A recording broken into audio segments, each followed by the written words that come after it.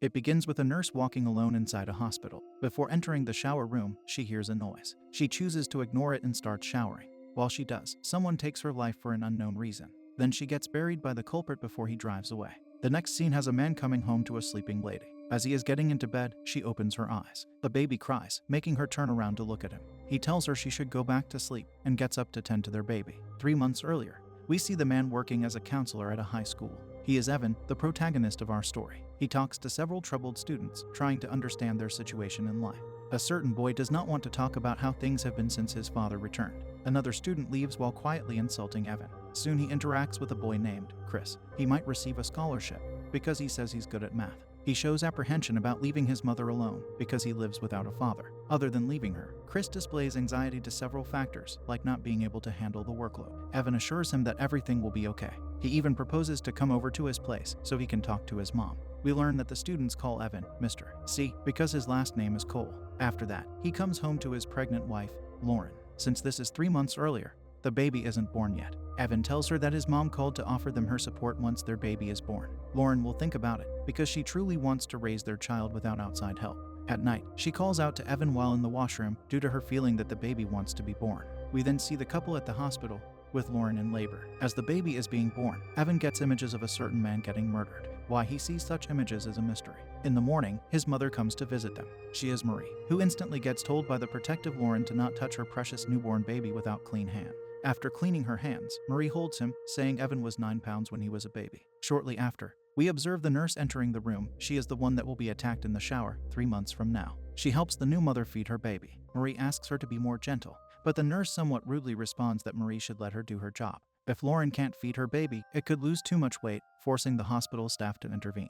Once the nurse leaves, Marie offers to help with the baby again.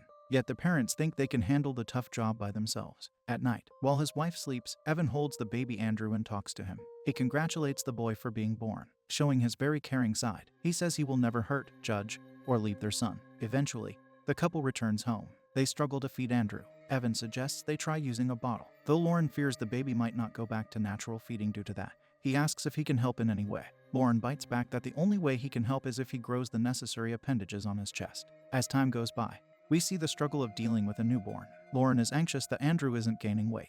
We see a lot of crying from her, a lot of baby monitor checks, and a lot of Evan waking up at night. Those wonderful moments are on constant repeat. At another time, Evan stands holding a knife, looking at Lauren's reflection in it.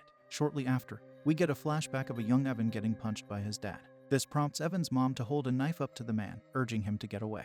After threatening him, he starts apologizing and leaves. Evan's mom hugs the wounded boy, telling him everything is okay. As the adult Evan sleeps, he continues to hear her words as comforting whispers. In the morning, he gets up to find his mom sitting with Andrew in another room. Later, she asks him how he's doing, to which he replies he's doing good. However, Marie's next question opposes his answer. She wants to know how he can take care of Lauren and Andrew if he can't take care of himself. The woman tries to assure him that everything will be okay. Back at school, Evan is Mr. C again, spaced out as Chris talks to him. But the boy manages to bring him back to reality. We see how Chris thinks of the man when he gifts him a stuffed animal for his son. Chris thinks he deserves it after all that he's done for him. Then Chris gets asked about his dad. However, the bell interrupts them. Following this, Evan sits in his office alone and takes out a book where he secretly keeps certain items. Taking out a player with earphones from it, he starts listening. On it, a man says he didn't mean to hurt anyone. He feels bad about having done so. A rage comes over him. It doesn't take long for Evan's listening to be interrupted by a knock on the door. Subsequently, he sits talking to a boy named Ray while recording the session. With a bruised face, Ray talks about the abuse he recently experienced from his dad. Evan says he has to report this incident. He adds that his dad may be sent back to prison if they discover he has violated his parole. Ray doesn't mind, even thinking the man might deserve it. Evan tells Ray exactly what Evan's mom told Evan, that everything will be okay. As he lies in bed at home, he gets images of a man being murdered again. It looks like Evan cannot tolerate the current situation being the way it is, so he starts driving somewhere. Arriving at a bar, he sees a man getting thrown out. Evan holds the man's photo in the air to match it with the person outside. It's a photo he took from his file as a counselor. By seeing this, we realize something serious is being planned by our protagonist. He comes to the troublemaker to offer him a ride home for free. Being a tough guy, he cannot reject a free ride from a stranger. The man presents himself as a racist, offhandedly saying it's time for the white man to take back the country. Soon enough, they arrive at a huge house. It is almost empty inside. Supposedly, it's not the man's house. Evan asks if anyone knows he's there, and he is told the man has never seen anyone else in the 1 year he's occupied it. After that, Evan knocks him out. The man wakes up restrained to a chair, with a light shining on him. Evan calls him Louis. Upon raising his voice at his captor, he gets struck hard. Of course, he wants to know why this is being done to him. At that moment, Evan places a recorder near him. He also shows him a picture of Ray, asking Louis if he knows who he is. He calls Ray an insulting word, which troubles Evan. Since he keeps being aggressive, Evan is forced to stab him. At this, the man starts apologizing for what he did. Evan wants Louis to describe what he feels when he's beating his son, with the recorder taping his confession. He never meant to hurt his kids, the man says. He has some uncontrollable thing inside him that builds because his kids push it. He has to let it out somehow. Other than that, he would never hurt them, he says. Evan responds to those words by seriously stabbing the man. He thanks him for sharing his mind before permanently taking him down. Remembering the tape he listened to in his office, we now understand what happened to that man. This is not the first time Evan has done this. Following this, Louis's body gets placed in the trunk. Evan buries him somewhere before returning home. Lauren is more than half asleep when she asks him where he went. He just went driving to clear his head, is the lie Evan tells her. On another day, he talks to Ray in his office, and everything seems to be going better with the boy. He thinks his dad took off somewhere. Evan then comes home to hear Lauren complain about how the nurse told her she was doing something wrong. After mentioning some other factors, Lauren thinks she's failing at being a mother. Her supportive husband replies to forget the nurse. Lauren is a great mother. She doesn't want Andrew to grow up without a family. Neither does Evan. The man assures her he will never leave them. Shortly after, he comes to see his mother, who is with his son. Marie advises Evan to be careful with his wife, because she's currently delicate. The next scene has him interacting with Ray again. The boy does not want his father around, but he's confused that they haven't heard from him. He also says his parole officer called looking for him. Furthermore, Ray wants to know if Evan reported the incident, as he said he would. All the man says is that he followed the procedure. What happens afterward isn't up to him. Evan reminds him that his dad disappeared many times, so he is bound to show up someday. Ray agrees with that statement. Later, Evan has a session with a girl named Kelly. She talks about her incident in a non-straightforward manner. Evan wants to straighten it out. Yet the bell rings and his curiosity is left unsatisfied. At night, Evan is outside somewhere. Again, he looks at a picture of someone to match it with a real-life person. We don't witness how he does it this time, though soon after, another troublesome man ends up in the same situation as Louis was in. It seems like Evan has decided to reuse the house for his next dose of punishment infliction. Using the recorder again, he asks the man named Frederick how he felt when he violated his niece, Kelly. The man responds that she is young, but she's no little girl. That answer resonates poorly with Evan, which makes him strike the perpetrator hard. Once he collects himself, Frederick says it's not a violation if she wants it, because she always does. Evan then stabs him, just like he first did to Louis. Unfortunately, his session gets interrupted by a call from Lauren. He places a knife in the violator's mouth to keep him silent. Lauren informs him that their baby has a temperature, and Evan promises he will soon meet her at the hospital. Due to this, Evan is forced to make his punishment short, so he stabs Frederick repeatedly. With another evil person gone, Evan places his body in the trunk of his car. However, a part of the bag sticks out in his rush. In the next scene, he arrives at the hospital to join his family. A doctor soon comes out, with the good news that Andrew is fine. We also notice the nurse who will lose her life is there. She tells the family that it's not unusual for babies to run a fever, adding that they shouldn't lose their calm over every little thing. It seems like her rude behavior is the same as always. Upon returning to the car, Evan notices the bag sticking out of the trunk. Fortunately for him, nobody else cares for it. Their minds are occupied with Andrew. At night, Evan wakes up to go driving again. Of course, the reason is to bury his latest victim. As time goes by, he holds Andrew and tells him that he's trying, but it's hard for him. He then gets a call from Chris, so they meet somewhere. The boy starts telling him it was his fault. He has an injury on his face. He should not have yelled at his father, Chris says. However, Mr. C will not tolerate such undeserved submission. He tells Chris it's not his fault. He also says that everything will be fine, he will make sure of it. Chris replies that he doesn't know what he would do without him. On another day, Evan sits in his office, where he calls Chris to inform him that he missed their meeting today. The boy tells him his dad took him to a movie that concerns our protagonist. Given their last conversation, Chris tries to assure him that his dad is getting clean. He believes the situation will be different now, feeling good about the positive change that might come. The following scene shows us the hospital again. A man comes to the reception area to ask for some medication because of his pain. Yet the rude nurse is there, telling him to leave because she thinks he's a junkie. We see that Evan sits there watching the interaction. As the nurse finishes her shift and starts walking away, it looks like Evan is following her. The scene from the start of the film is repeating, but instead of Evan coming to end the nurse, he comes to the man she told to leave. As he searches in a cabinet for something, the man gets an unpleasant surprise to find Evan there. He gives some pills to the stranger, which allows him to slam him down. The person who takes the nurse's life, though, is Marie. In this way, the mother is just like her son. After that, Evan places the man in the punishment house. He addresses him as Mark Wells. Being cryptic with the victim, Evan tells Mark that he told someone he was cleaning up.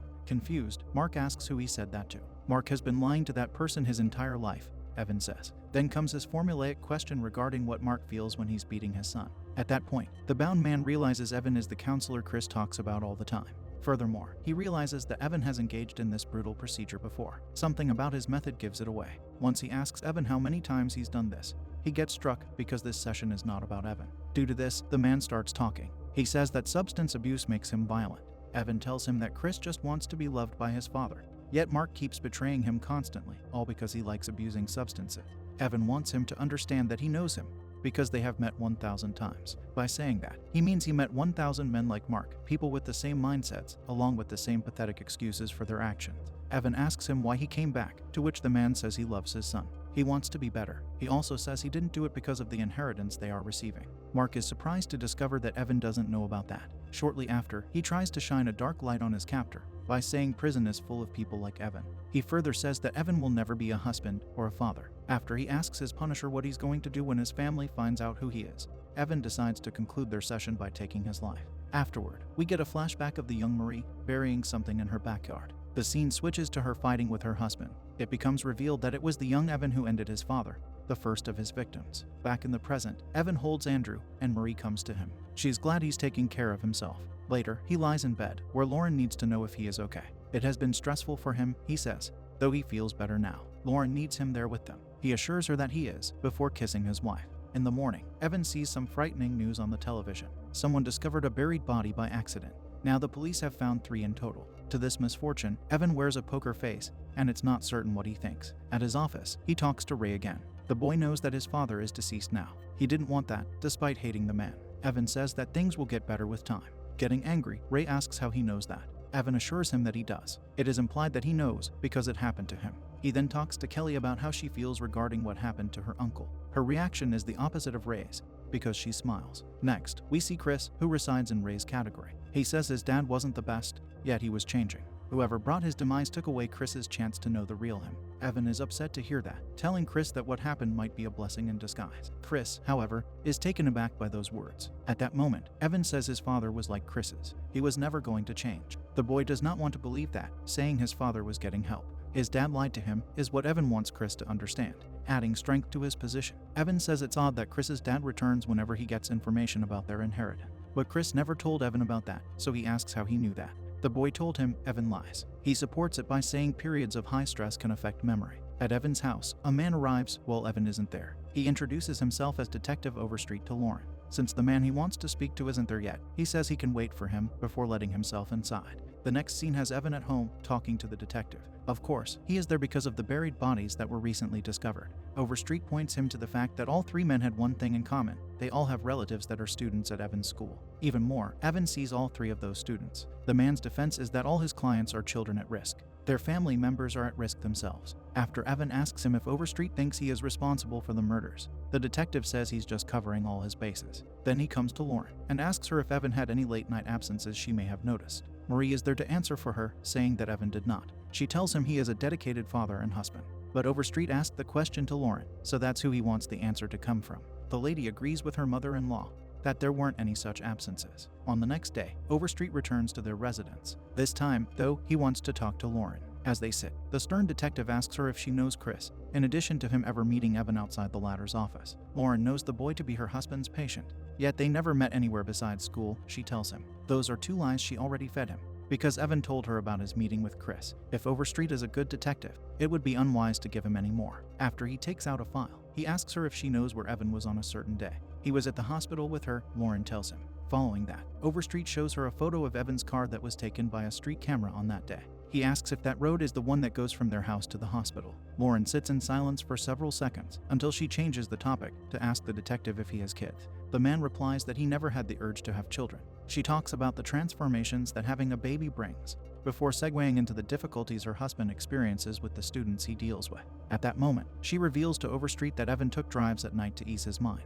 That seems to have satisfied the detective, at least to a certain degree. After the family eats, Evan sees on TV that the rude nurse was found lifeless. That makes him and his mother look at each other. It's uncertain if they know about the other's doings. At night, as the couple lies in bed, they hear Chris banging on their door. Once Evan opens it, the boy almost comes flying in because he was banging hard. His first words are that he knows it was Evan who took his father's life. Chris knows because he never told him about the money. He never ended up believing Evan's lie that he did, so he takes out a gun to point it at his counselor, trying to comfort him in this intense moment.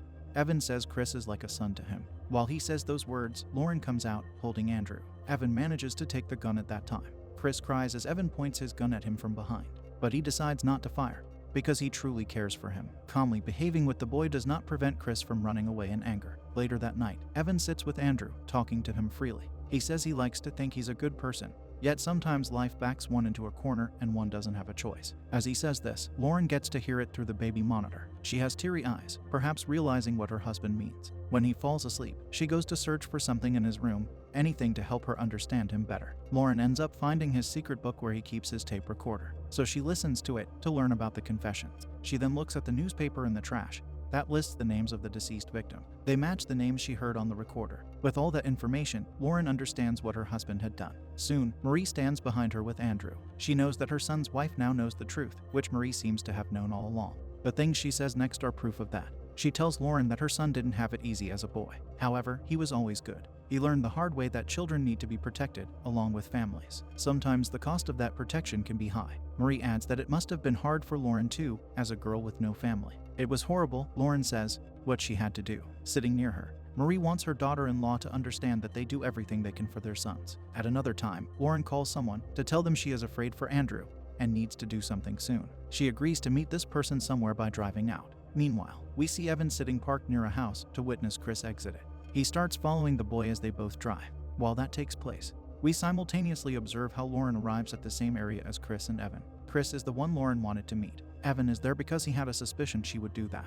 The man observes from a distance how his wife comes to talk to the boy he counsels. She informs Chris that Evan did it, but what's sad, according to her, is that Evan did it for Chris. So her next action is to take a gun out to shoot him to his demise. Once that is done, she places the gun in Chris's hand to make it look like he did it. She had gloves on when she ended him to protect her identity. Then Lauren takes the boy's phone to type something in it before putting it back in his pocket. It doesn't take long for Evan to surprise her with his presence. We don't see them say anything to each other. They just silently accept the moment. Back at home, the couple watches the news, which says Chris confessed to the 3 murders on his Facebook page before he ended himself. It seems like that's what Lauren typed on his phone. Following this, Overstreet occupies their house, seeming to believe the lie. Before he leaves, it looks like something does not feel quite right to him. Yet there is nothing he can do about it. Our story ends with the parents standing over Andrew as he lies in his crib. They have successfully protected themselves, while getting rid of people they considered undesirable, although it came at the cost of the young boy's life.